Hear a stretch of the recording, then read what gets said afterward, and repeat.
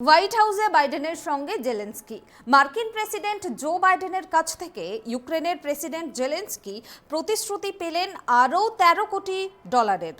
জাতিসংঘের সাধারণ পরিষদে যোগ দিতে সম্প্রতি যুক্তরাষ্ট্র সফরে গিয়েছেন ইউক্রেনের প্রেসিডেন্ট জেলেন্সকি। এবার দেশটির রাজধানীতে থাকা মার্কিন প্রেসিডেন্টের বাসভবনে গেলেন।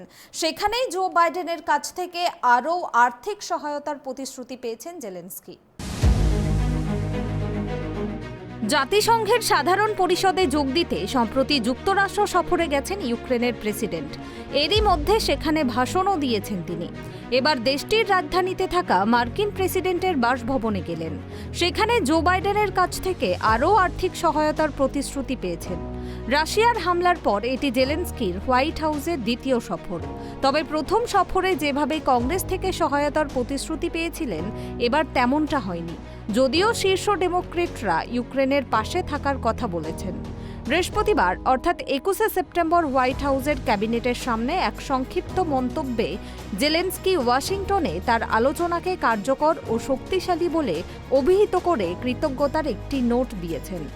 ইউক্রেনে রাশিয়ার দীর্ঘ আগ্রাসনের কথা উল্লেখ করে জেলেন্সকি বলেন, ৫৭৫ দিনের জন্য ধন্যবাদ। সব আমেরিকানদের ধন্যবাদ এই দিনে আমাদের পাশে দাঁড়ানোর জন্য।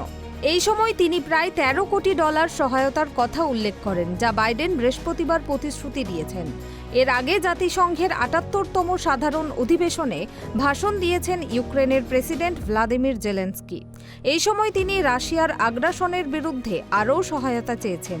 ইউক্রেনের প্রেসিডেন্ট বলেন, গত মাসে ওয়াগনার গ্রুপের প্রধান ইয়েভজেনি প্রিগোজিনের বিমান দুর্ঘটনায় নিহতের পিছনে পুতিনের হাত রয়েছে।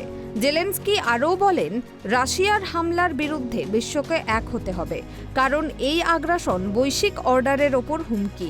রাশিয়ার বিরুদ্ধে গণহত্যা চালানোরও অভিযোগ করেছেন তিনি। Bureau report, tribe TV.